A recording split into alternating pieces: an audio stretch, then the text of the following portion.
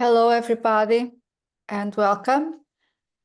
Thank you so much for participating today, for being here for this group service, the Virgo Full Moon Meditation and Talk, facilitated by the Aquarian Wisdom Retreat. And Philip is here with us to share his thoughts, his wisdom, his newsletter, and also for us to do a meditation together. So thank you, Philip. Welcome. Enjoy, everybody. Thanks very much, Natalia. Excuse me. Glad to report I arrived back in Portugal today, in the north of Portugal, after a long marathon drive from France. And I thought it was perfect to come back to Portugal, which is speculatively a Virgo soul with a Pisces personality. We are on a Virgo full moon. And just briefly, just in case there's a couple of stragglers, I'll just talk for a couple of minutes before we do the meditation. And the full moon chart has a strong conjunction to Neptune, the moon and Neptune in Pisces. Neptune being the principle of the imagination and visualization, but also at a higher level, intuition or Buddhic awareness, one of the key factors for that. So during this full moon period, you may experience some very powerful dream visualizations or impressions. And the full moon chart itself is quite something to look at, but we don't have time to really go into it today. But just to mention the fact that Neptune is in Pisces, the moon's in Pisces, and Saturn is in Pisces, and the Earth, because the Earth is always exactly opposite the Sun, which is in Virgo, of course. So having said that, I'm just going to share my screen. For those of you who have not been here before, the meditation goes for about 20 minutes. And we use the standard meditation outline that you should be able to see on your screen now. My sound is okay? Positive both, yes. Very good. Thanks, Natalia. So I'm going to turn my camera off and let us take a long, deep breath or two, just settle ourselves a little bit, let go of all the busyness and activity of the day thus far.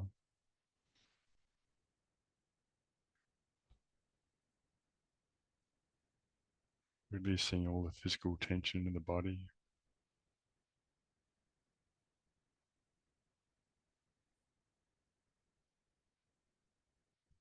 Moving into that silent place within the heart.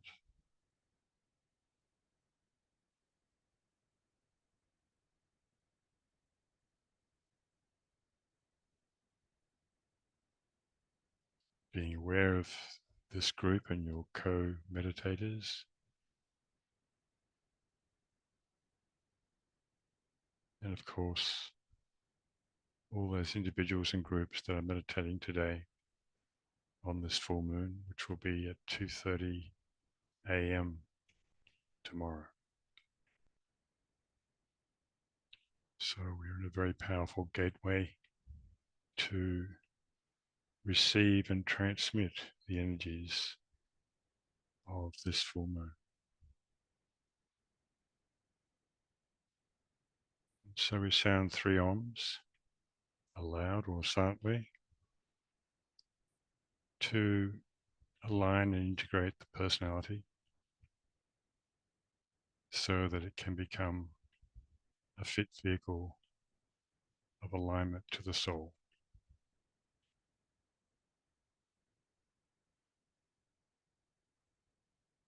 Om.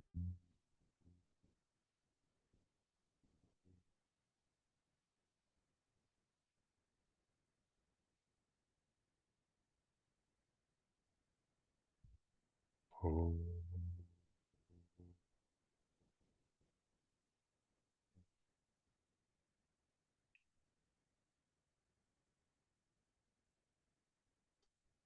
Om.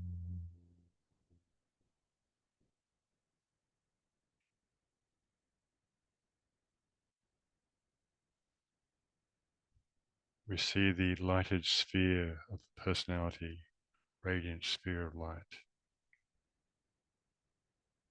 At the same time, we see another sphere, greater and brighter sphere of light, the soul, moving towards the personality sphere, absorbing and blending it into one greater sphere of light. Soul and personality merged.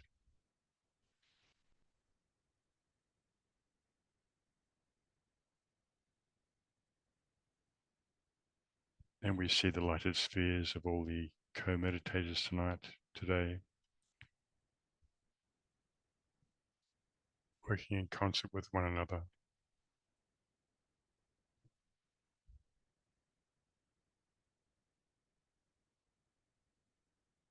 And the lighted triangles of light that surround the planet. With all the other participants today, invoking Virgo, invoking the world soul.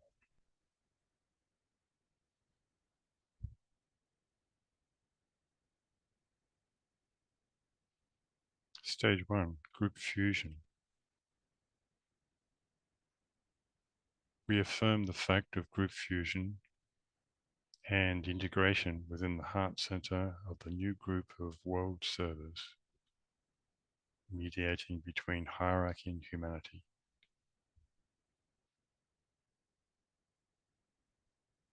We sound the formula for group integration. I am one with my group brothers, and all that I have is theirs. May the love which is in my soul pour forth to them. May the strength which is in me lift and aid them. May the thoughts which my soul creates reach and encourage them.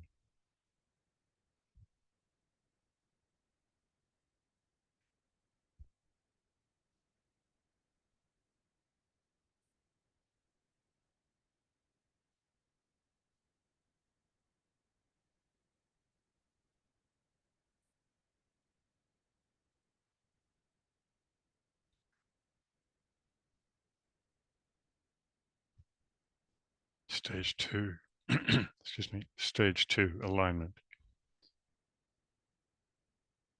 We project a line of lighted energy towards the spiritual hierarchy of the planet, the planetary heart, the great ashram of Sanakumara.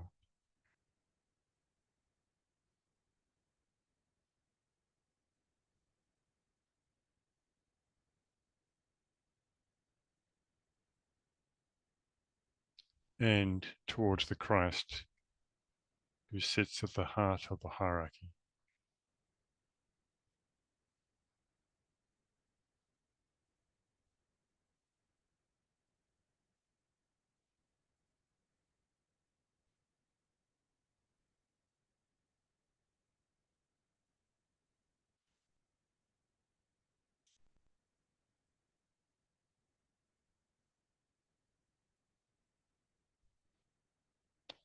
Now we extend this line of light towards Shambhala, the center where the will of God is known.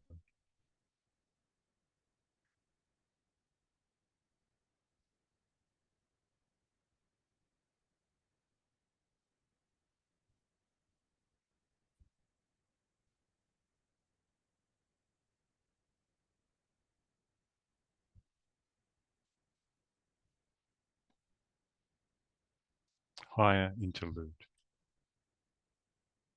Hold the contemplative mind open to the extraplanetary energies streaming into Shambhala and radiated through the hierarchy.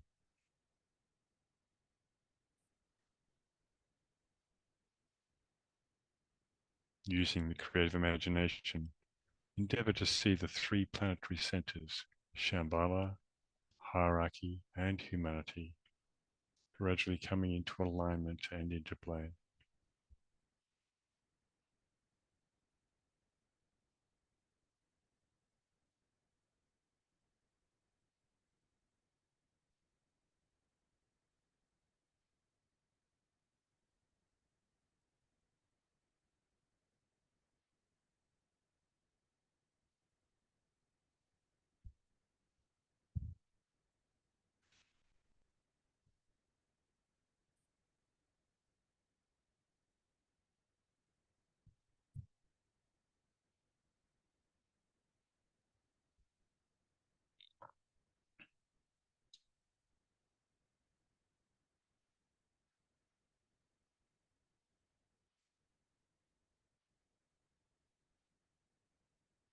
Meditation. Let us reflect upon the seed thought for Virgo. I am the mother and the child.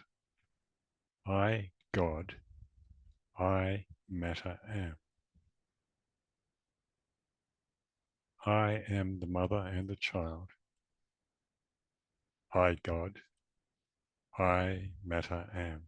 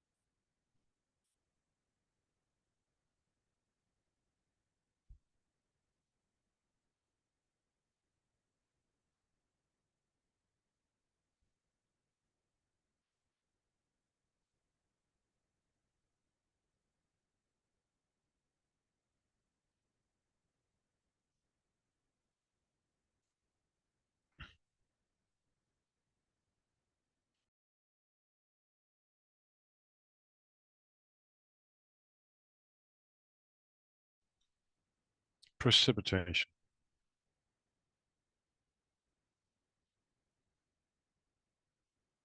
Using the creative imagination, visualize the energies of light, love, and the will to good pouring throughout the planet and becoming anchored on Earth in prepared physical plane centers through which the plan can manifest.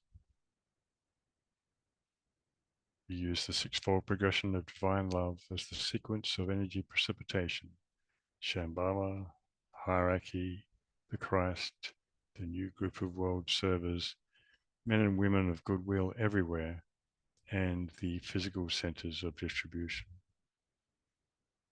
So we visualize using the creative imagination, the energies of light, love, and the will to good pouring throughout the planet and becoming anchored on Earth.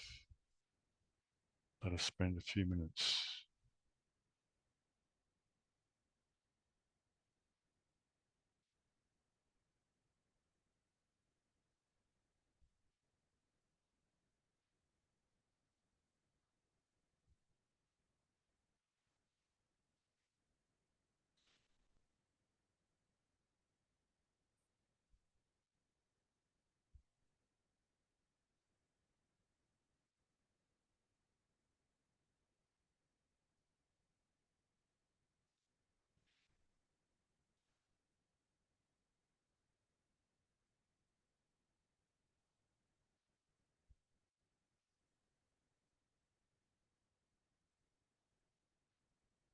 Light, love, and the will to good pouring throughout the planet.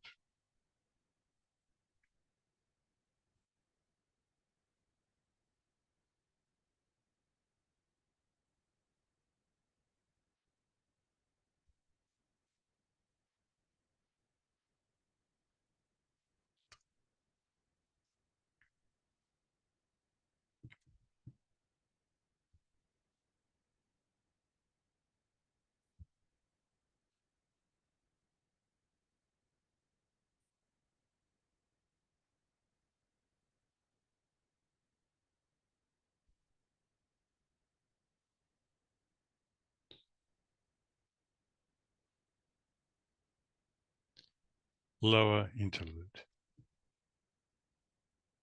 We refocus the consciousness as a group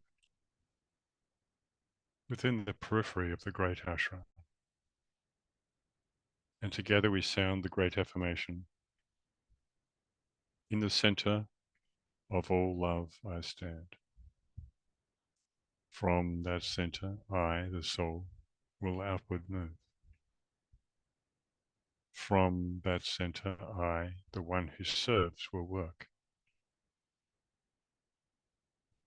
May the love of the divine self be shed abroad in my heart, through my group, and throughout the world. Again, we visualize the downpouring spiritual inflow released from Shambhala through the hierarchy and streaming into humanity through the prepared channel.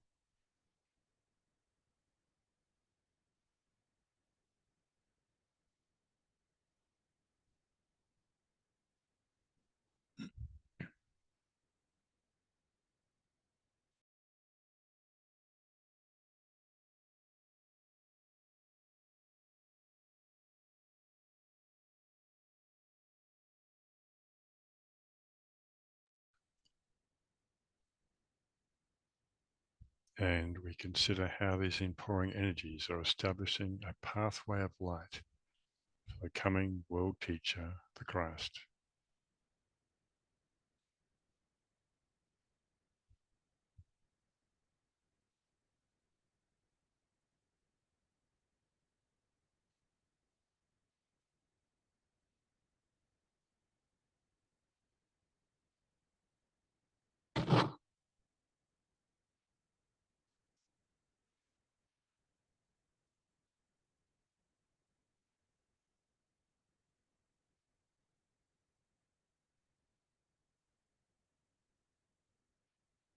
Distribution.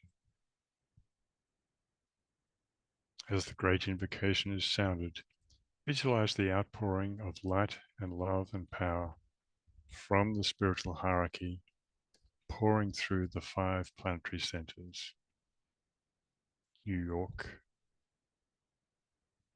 London, Geneva, Darjeeling, and Tokyo.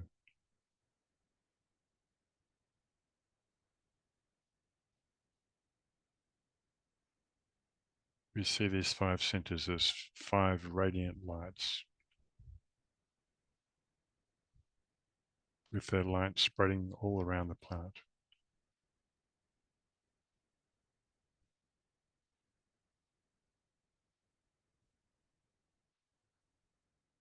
Irradiating the consciousness of the entire human race.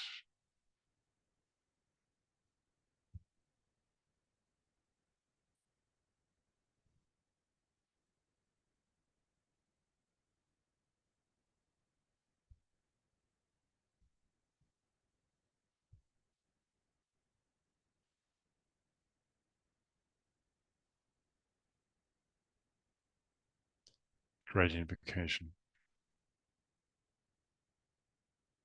From the point of light within the mind of God, let light stream forth into the minds of men.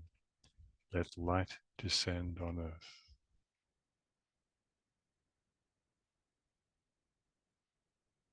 From the point of love within the heart of God, let love stream forth into the hearts of men. May Christ return to earth.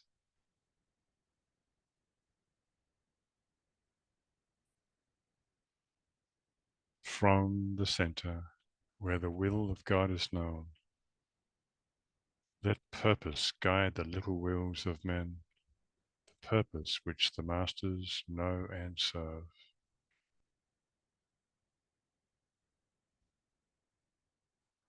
From the center, which we call the race of men, let the plan of love and light work out, and may it seal the door where evil dwells. Let light and love and power restore the plan on earth.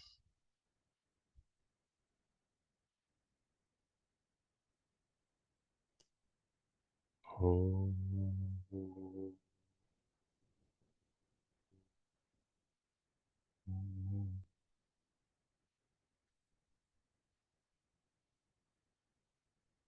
Oh.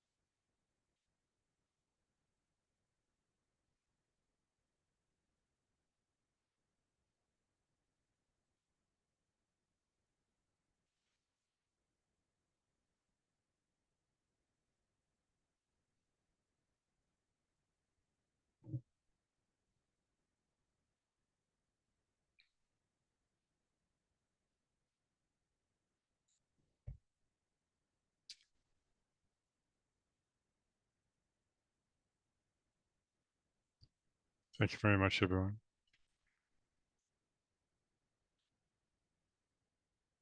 I forgot to mention before that, I've said it before too, but just to remind you, every full moon, the 1 hour period before the exact full moon is the most powerful gateway.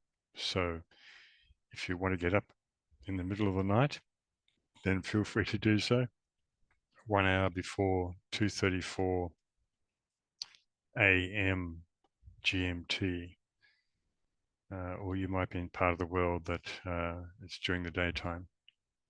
So I see we've got people here from France, from Italy, from USA, Portugal, of course, Britain.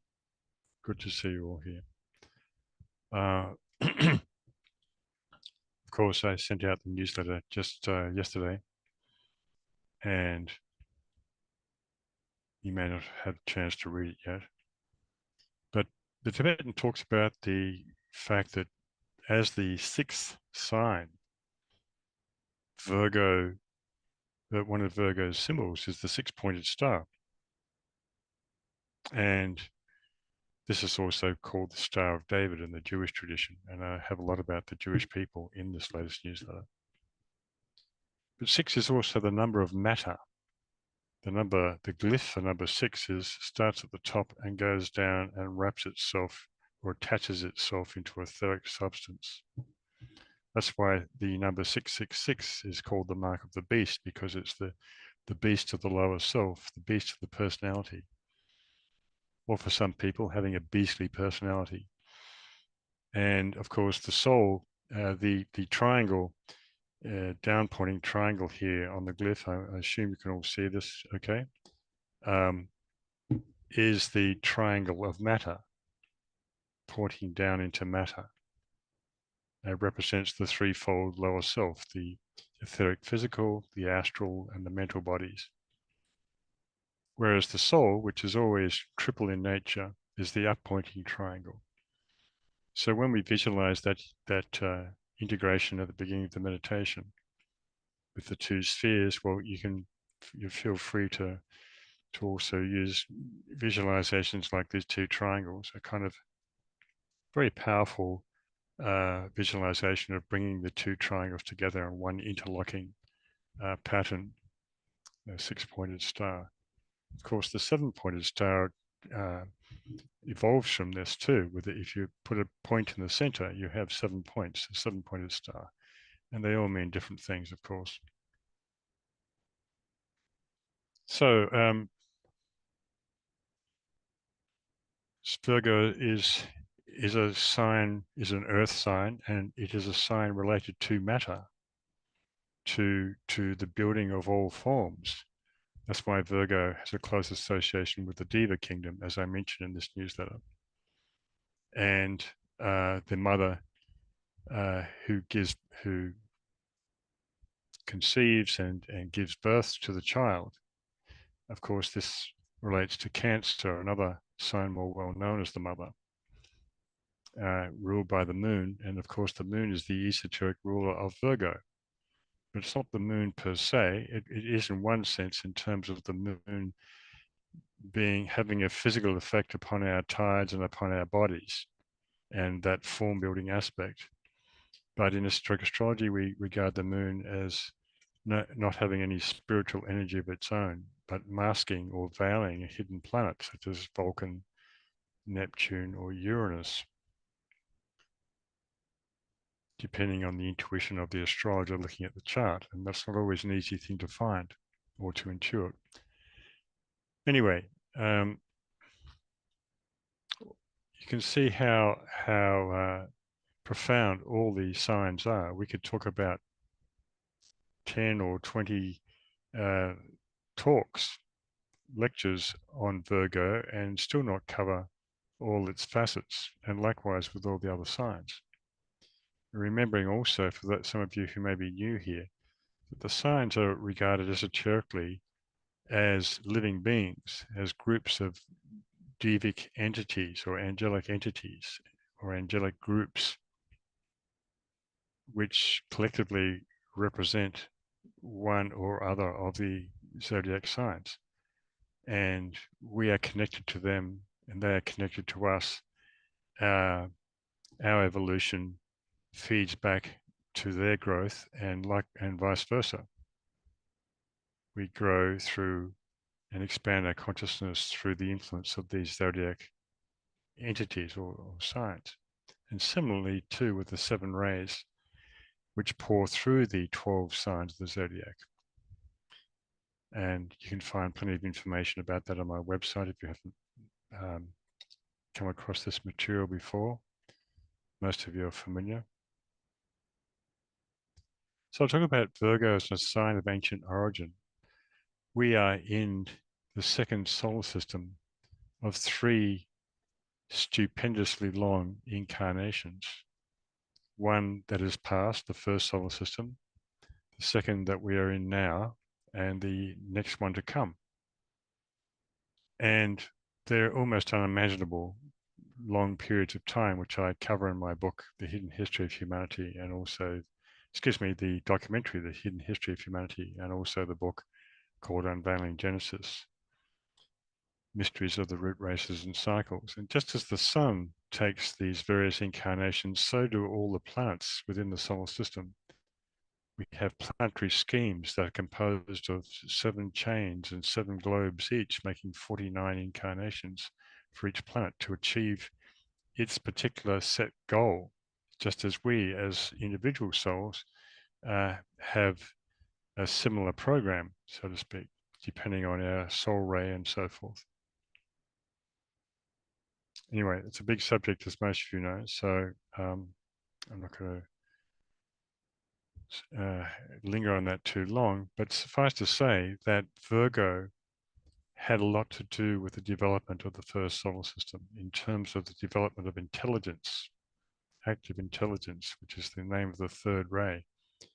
Whereas in this solar system, we're learning about love, wisdom, and the next solar system, will or power. So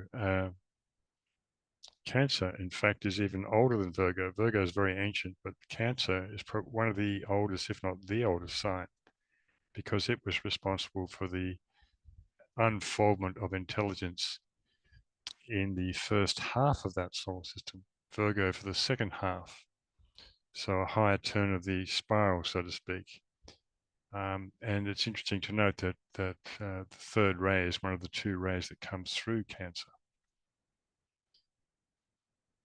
We're told that the second ray of love wisdom is the primary, it finds its strongest expression out of all the signs of the zodiac through Virgo at the moment. So it's a sign of great importance.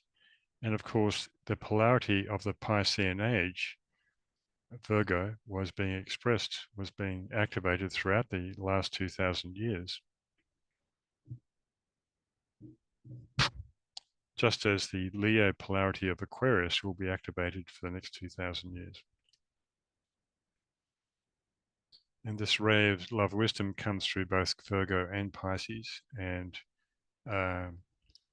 so does the 6th ray of devotion and idealism, which pretty much characterized the entire age of Pisces.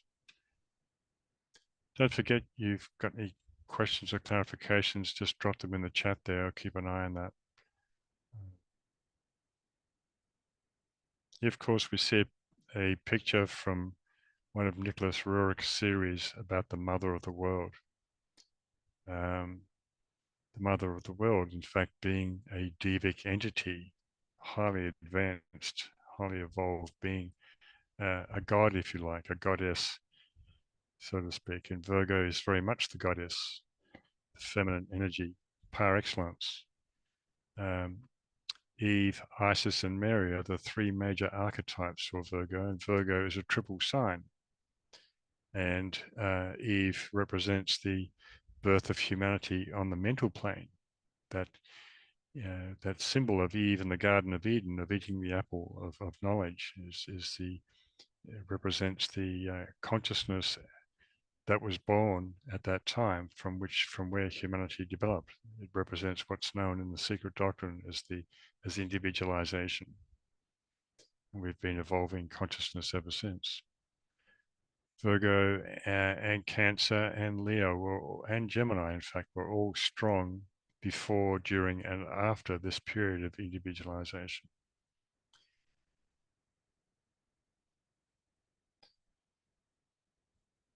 So we see here another 6-pointed star within the flower of life pattern. And geometry is very much the science of the seventh ray. And the seventh ray of ceremonial order of magic is the ray that's has only just come into incarnation in the last century and will span the entire age of Aquarius. Uranus is the ruler of Aquarius and also rules the seventh ray. Uranus, the planet of science, of the development of mind, expansion of consciousness. Got a question there in the chat, just a moment. Oh, okay. Sister, thank you. All right. So,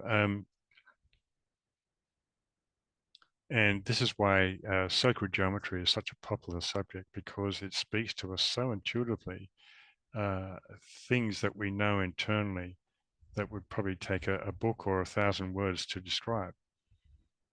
And it's a great meditation to draw these yourself and color them in.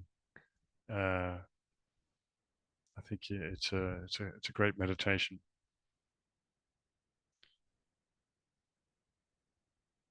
So let's talk about Vulcan for a moment. Virgo is the builder, but so is Vulcan. Vulcan is the smithy, or as is known in the Greek tradition, Hephaestos or Hephaestos. I'm not quite sure how to pronounce that. The smithy who works at his anvil, hammering out various implements and articles and jewelry and so forth. So Vulcan has an intimate connection to Virgo, which is also a building sign, so to speak.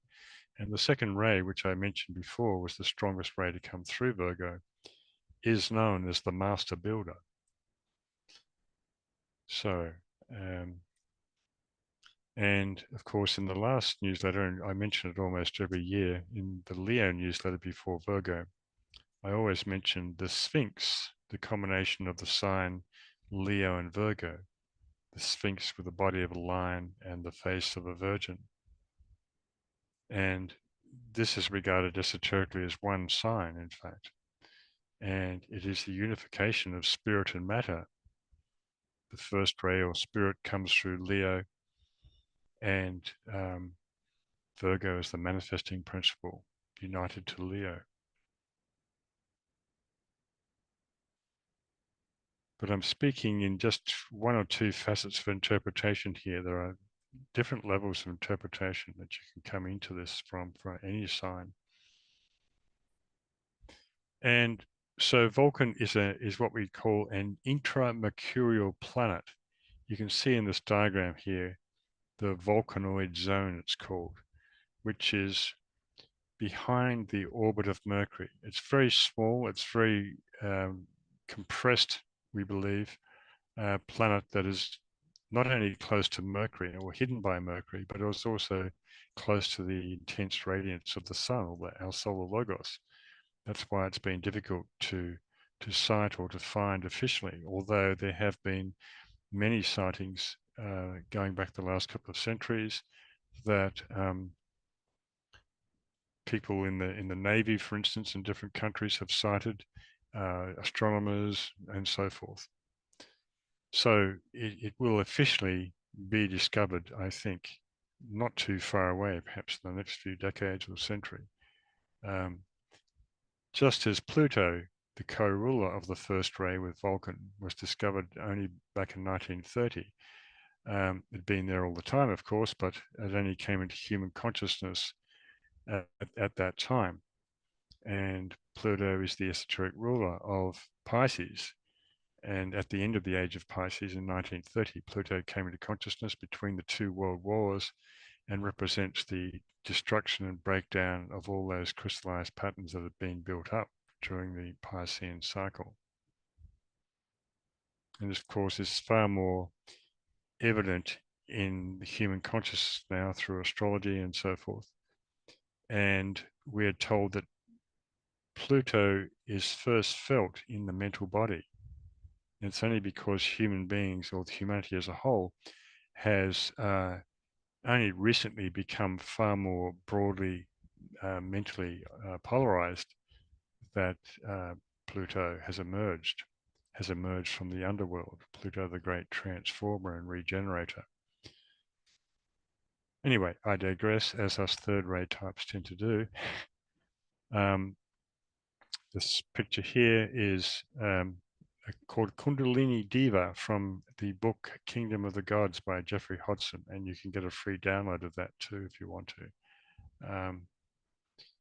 And Jeffrey Hodson was a theosophist who was a clairvoyant as well, and described a lot of his clairvoyant visions to an artist who rendered them in many, many photographs in all of his books, in fact. Not photographs, paintings, I should say. This is a photograph of the painting, obviously.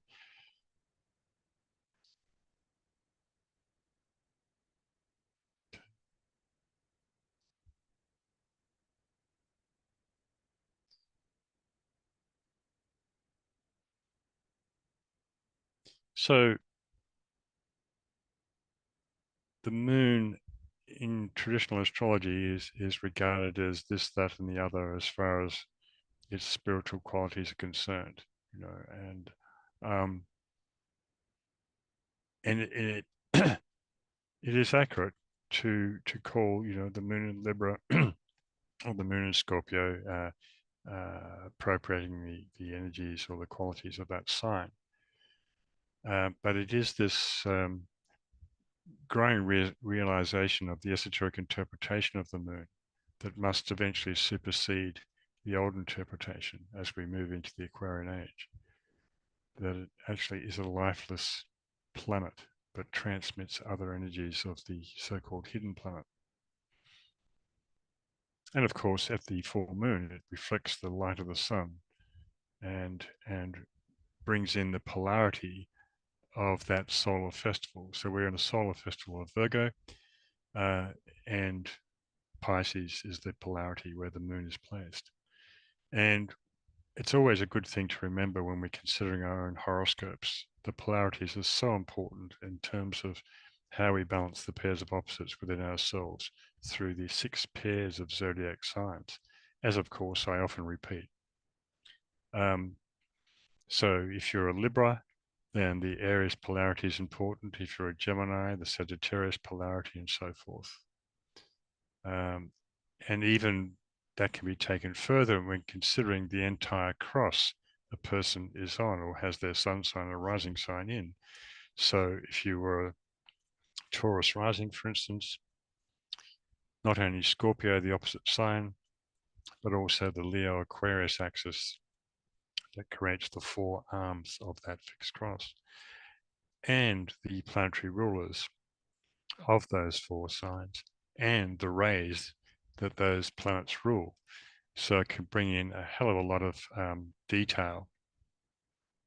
And I try and demonstrate this in my a few biographies I've written, such as the Initiations of Krishnamurti, where I try and apply all the criteria I could find in esoteric astrology to the life of someone who was well known and who had lots of dates to look at the progressions and transits in his chart.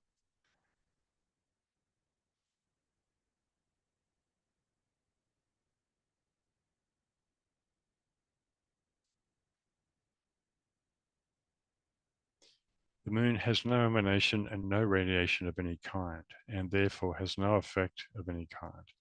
The moon, from the angle of the esoteric knower, is simply an obstruction in space, an undesirable form which must someday disappear.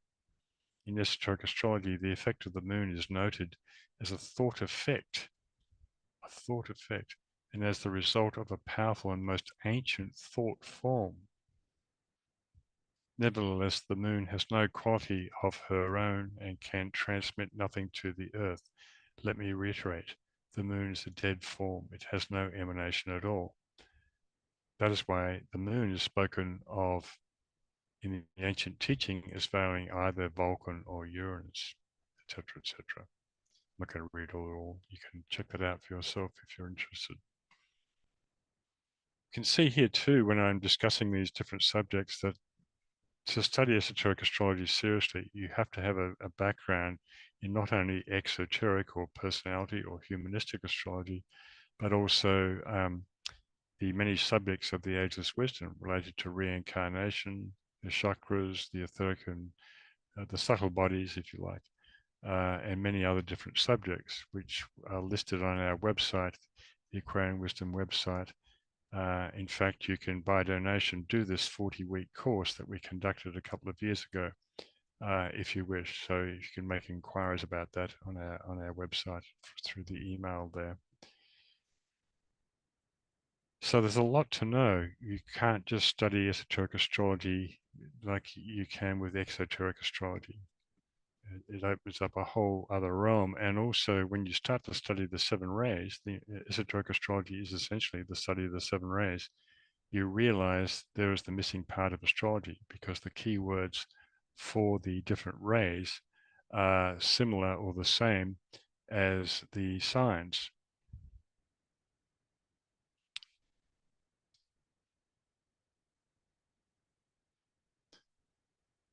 I'm not going to go into the next subject, Virgo, the soul of the Jewish people, because it's quite long and complex, and there are other reading backgrounds there that you may want to get into. I'll give you a few links for. But I do talk about Pisces and forgiveness. And forgiveness, the Tibetan tells us in the blue books, I think it might be in Treatise on White Magic, is quite a dynamic, esoteric process. It's not some kind of pink, kind of new agey thing. It's and it's not something that's related to the generosity of someone saying I forgive you. It's a lot more than that.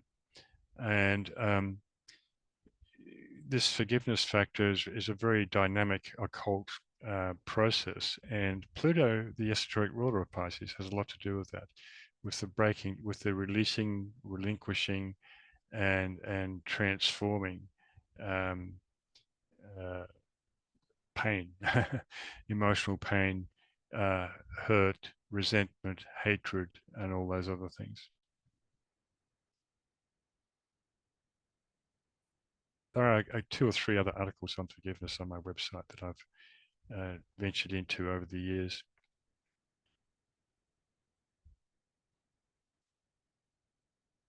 And want to mention Roberto Assagioli. Most of you may have heard of this man. He was one of the advanced disciples in the Tibetans group that he had between about 1920 and 1950, Western disciples. And Assagioli was an Italian psychologist, uh, who was very close to Alice Bailey, actually, and developed the psychological system called psychosynthesis, which is essentially integrating all the disparate parts of ourselves into a greater whole.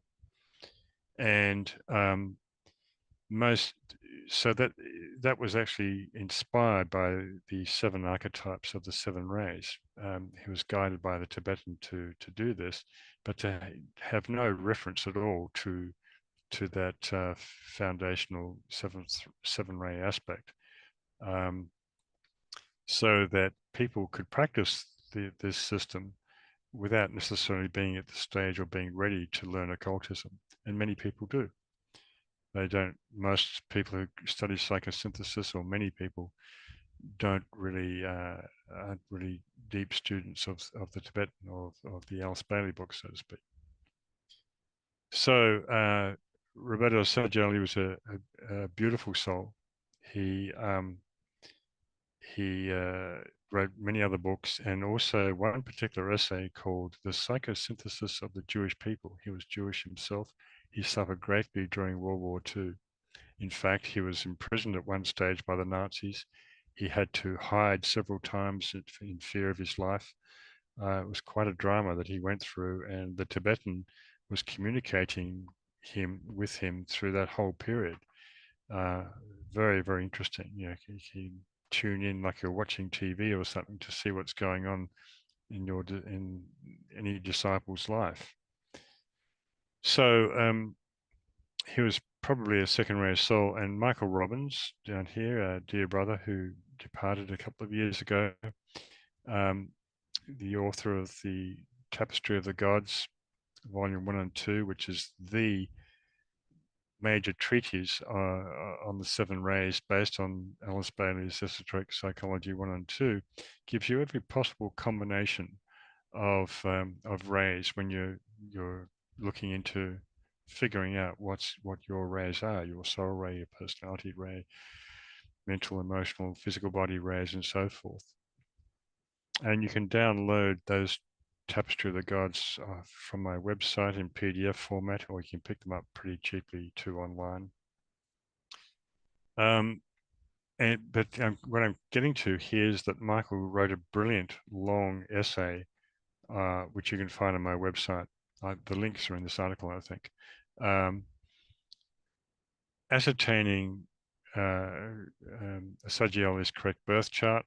He had a couple of other co-workers helping him work on that.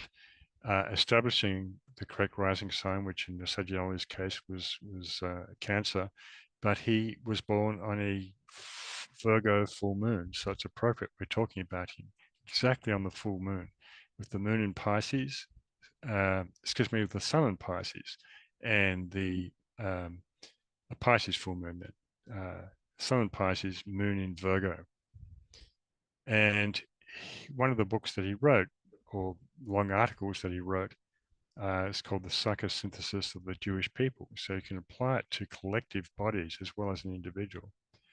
But Michael took all the transmissions or guidance or letters that were sent to Saggioli in the two books called Discipleship and the New Age, Volume 1 and 2, and has his commentary interspersed with the what we call the Dina material, D-I-N-A,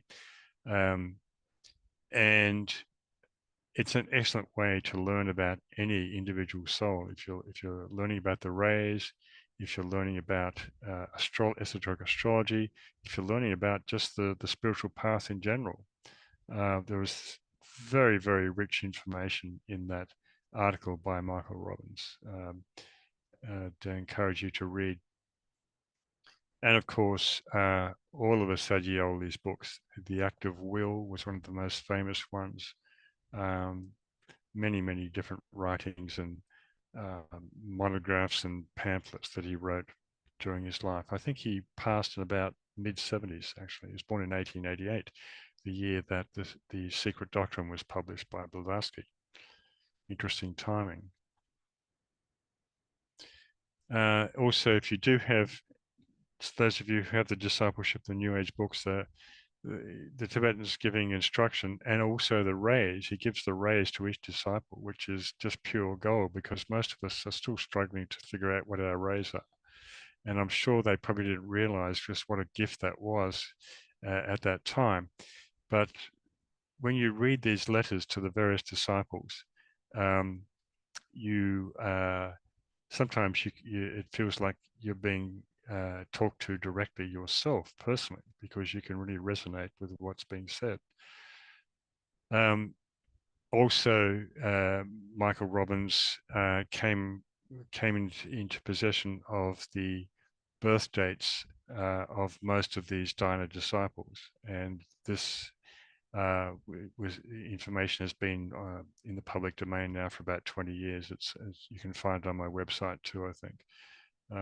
So the first thing I did when I received this material was to check all the rays with the horoscopes to prove or disprove whether you can get the rays from a horoscope. And I proved that you can't.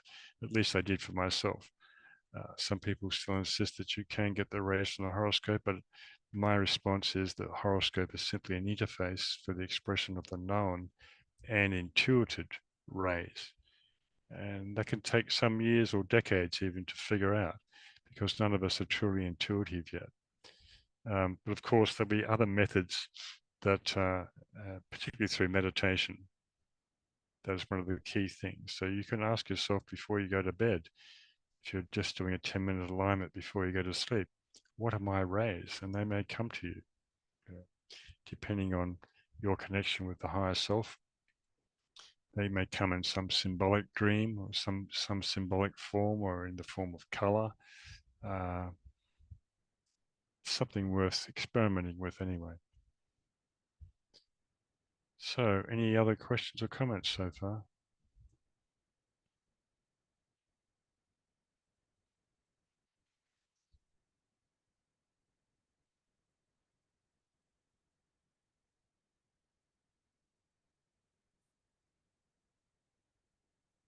Teresa says, how does the moon activate aspects of our chart as it transits over them if it is inert? Good question. Well, it's dynamic actually. It's not inert. It's the fastest moving body in the sky, and it has a powerful effect etherically on our planet. With the tides, for instance, the ocean tides, low tide, high tide, and on the tides of human emotion as well. Remembering that the astral body, is very sensitive to the moon, yet there is no spiritual influence coming from the moon. But it certainly is an activator, and particularly in earthquakes. I think I mentioned with the Lisbon tremor in this newsletter that there are several very important placements of the moon because of the etheric gravitational pull of the moon on the etheric body of the planet. And it's always a factor, just about always a factor in earthquakes and tremors and so forth. Just get in here for a minute. Yeah, see, I've got the first four points I make about that tremor all relate to the moon. And quite often in Gemini too. When I studied this in New Zealand, because I lived in a place that went through about 10 tremors where the house was shaking and the ceiling was moving backwards and forwards like this. So I was very interested in the astrology of those particular moments.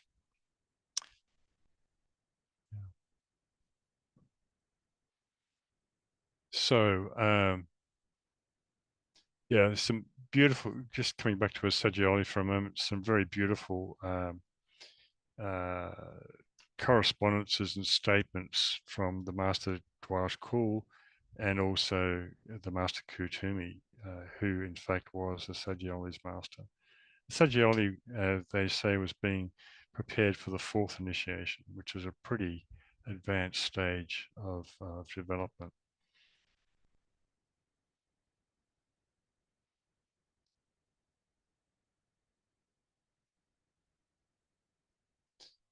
All right, so and the last thing I talk about in this newsletter is the externalization of the hierarchy book, written between 1934 and 1939, pre-war, during war, and post-war.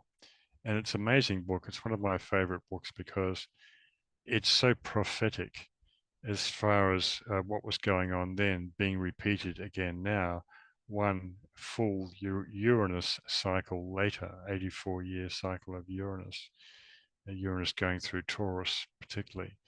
And so I often post passages from this book on Facebook. I'm on Facebook and Telegram uh, mainly. And of course, if you can sign up to my uh, monthly newsletter for more. Well, also, if you go to this menu heading called Search by Subject, you can find pretty much everything and anything you can think of listed there. I'll just open it up.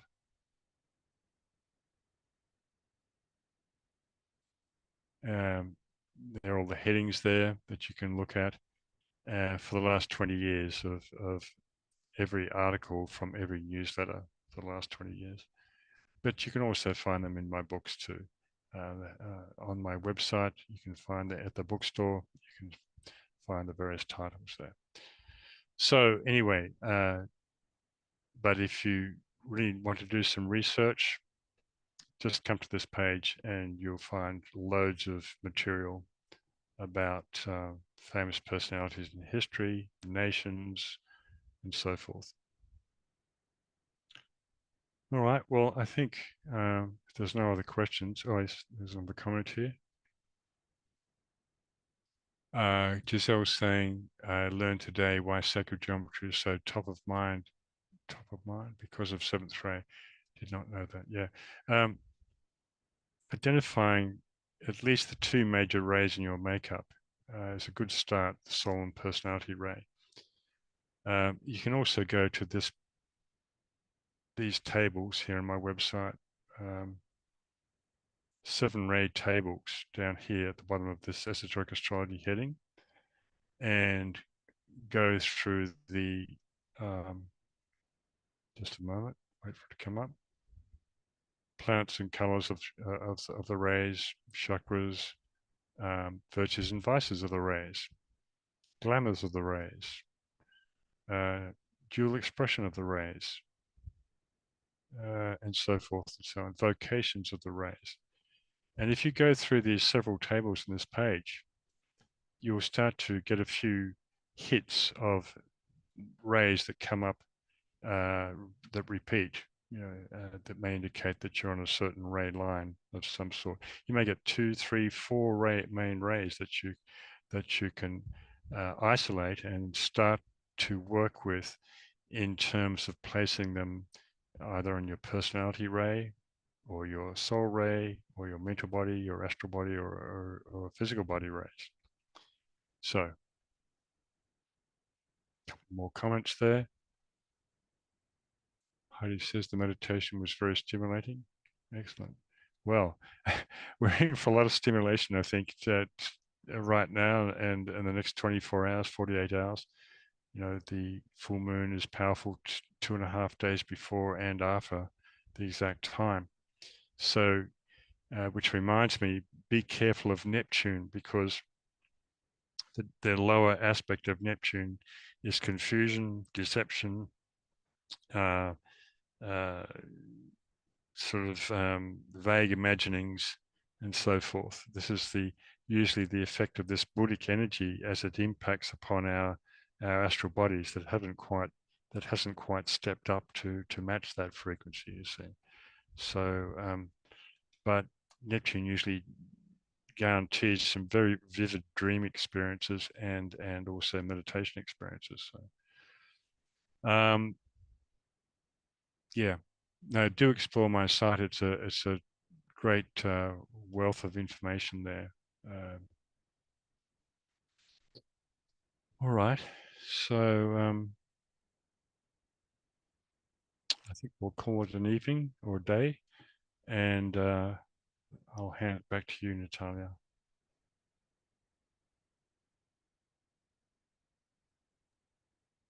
Okay, thank you so much, Philip. Thank you, everybody. We remind you that next Saturday we have the equinox at the same time here. We'll be also doing a meditation and a talk with Philip. So see you there, and thank you so much again. Thank you, Philip. Bye. Thanks, Natalia. Ciao, everyone. Yeah, the equinox meditation and talk. So yeah. Okay, ciao for now.